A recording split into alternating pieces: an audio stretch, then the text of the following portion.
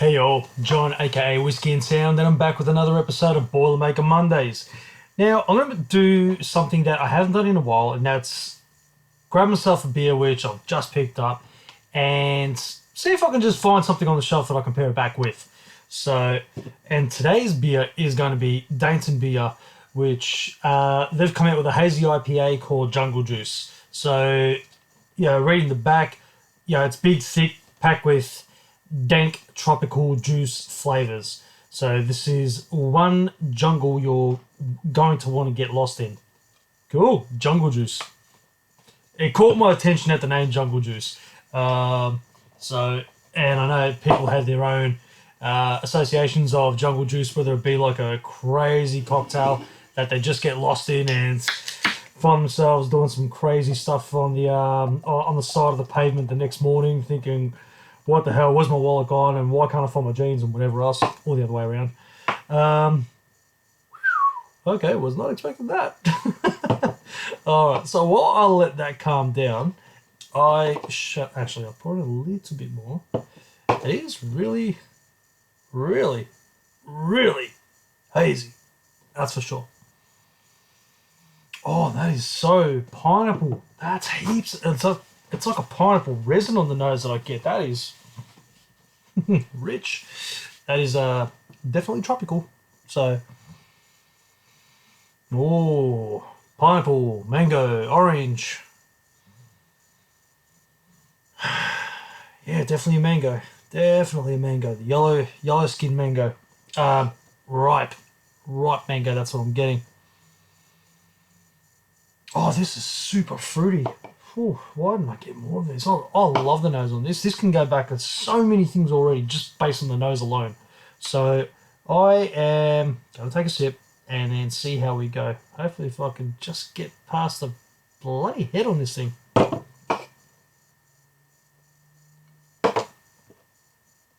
Alright. Let's see what I can do.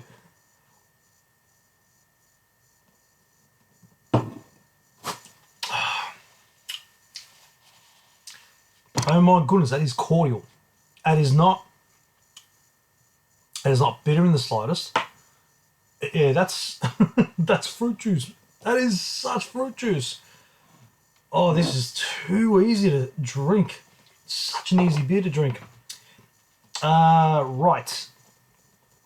What to do with you? I could go down the path of Highland whiskey. I can go down the path of a Aussie whiskey. I can go down the path of maybe go down the path of an Irish. I could also go down the path of a non-whiskey. Hold that thought. I know exactly what I'm going for. Here's something I prepared earlier, and I just received. Right.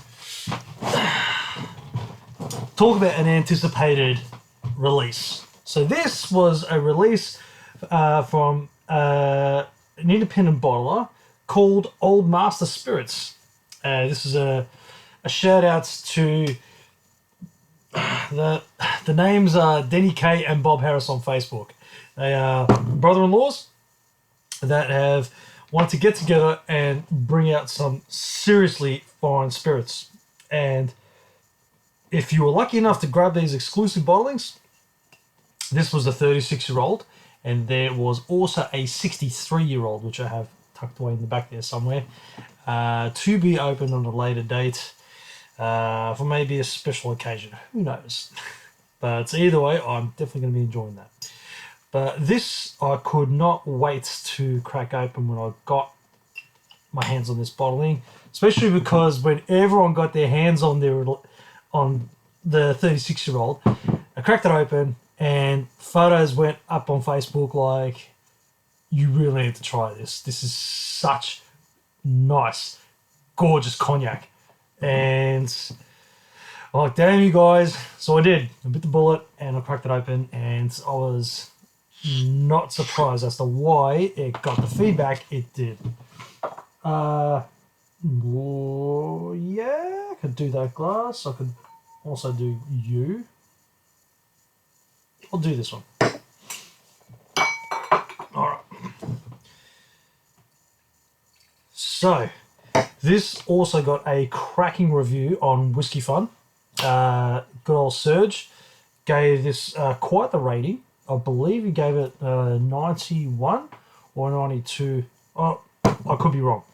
But it was a very like he's. I rate Whiskey Fun as being like just a sledgehammer on whiskey reviews. He's as blunt as they get. He's as old school as they get, and just says it as it is. And sorry, not Serge, Ralph. Yeah, I had two different topics going on in the back of my head, and Whiskey Fun's actually Ralphie, and he's a brute when it comes to his reviews, and yeah, just says it as it is, and he was mega impressed with this particular drop, and more so with the 63 as well. Nose on this is super tropical as well, and I think these are going to make quite the delicious pairing. Definitely going for the compliment route, that's for sure. But I wouldn't use this particular beer because of how easy this is to drink as like a cutting, as like a something to reset the palate with. It just won't work. It may work in a contrast, but definitely will recommend that this just blends in well with something that's already got a tropical juice note happening to it, or something that's real super fruity, and it will just blend its way in. And I think it's going to work well with this particular cognac tonight. So, hasn't even it's had like a little bit of airtime now with just that. I warm this up just a little bit in my hands, let it come to life a little bit. I mean, and even just pouring it into the glass, it is truly stunning stuff. Really stunning stuff. Very elegant on the nose, and just rich berries. Heaps of rich berries. And it has, now that I've warmed it up a bit more, now it's coming to life with a lot more, it's a lot more rich berries and very leathery, very like furniture polish. It's like white chocolate as well. Definitely white chocolate in there. Oh yeah, cherries, raspberries, gorgeous stuff. Lightly, ever so lightly spiced. Like it's not gingery or anything. It's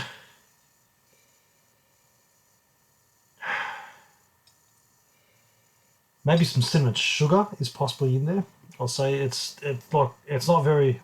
It's like whenever I refer to it being spicy, it's like bigger stuff like cloves or ginger, something that really stands out. But this one's only just a hint of, so I'm gonna say cinnamon sugar. Yeah, beautiful nose, and this is just going to keep opening up. So I'm really going to enjoy and take my time with this. That's for sure, because it's definitely a drop to be enjoyed. So right, and back to the fruit juice at hand. Hang on a sec. Oh man! And now coconut comes out of nowhere. It's like it just turned into like a pina colada almost, but like real coconutty and lime has come through now on this. So, interesting. But that is just so super fruity. Oh man, sweet fruits. Oh, gorgeous stuff. Right, let's see how this goes. So, I'm gonna coat the pellet with. Just trying to think if I go a beer wash. I'm gonna go a beer wash first anyway, and I'll see how it goes. And if I don't like it that way, I'm definitely going to be going the other way with the cognac wash and then a beer rinse afterwards. But let's do beer wash first and then cognac rinse and see how it turns out.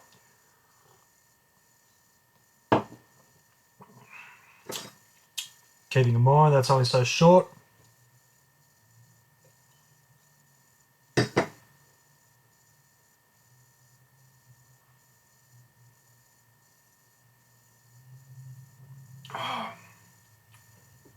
Wow.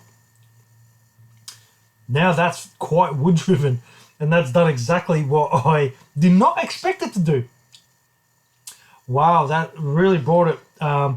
It hasn't made it. Yeah, damn, that's got a lot of cask, a lot of cask up front now. So that's yeah, that actually went as a. That's gone down the cutting route. That was actually quite the surprise. I was not expecting that in the slightest.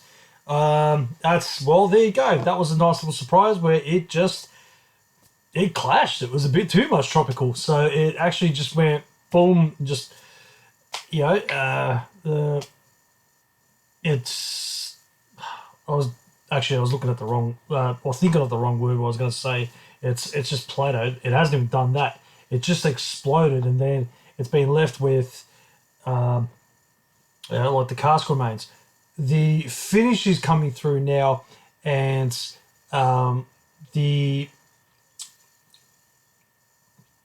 I'm getting rich red grapes, getting everything's now starting to come out right at the back of the palate, super deep in the back of the palate. Like it just because the finish is so lingering. This sits at 53.8%, so it's a solid ABV. Oh, and the beer is actually also a 6.52, so that's nothing to be sniffed at as far as a hazy IPA. It's nothing, not too big, but it's not a lightweight either. So it's yeah, but that deceivingly does not drink like it's 6.5%, so you can quite easily get lost up in this beer.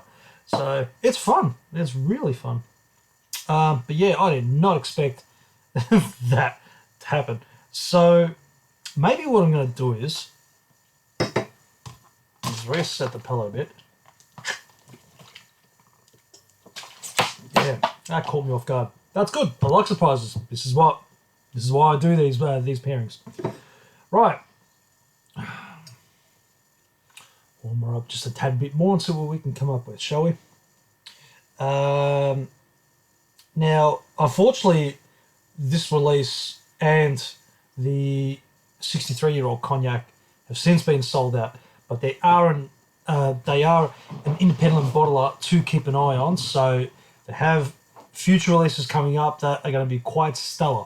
So jump on their mailing list and watch what they do. Just watch what they do. They're homegrown in Melbourne, so yeah.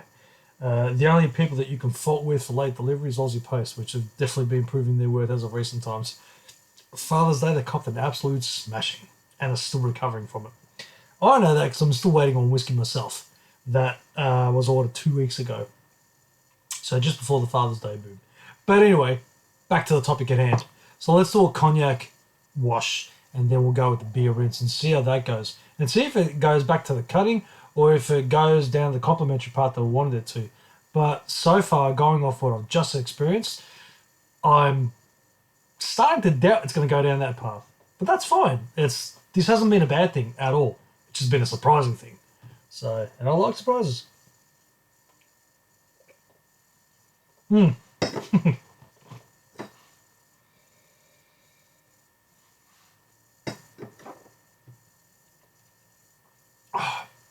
I'm getting peanut butter and jam sandwiches on that. That is yum. Oh, I love it. That's so rich.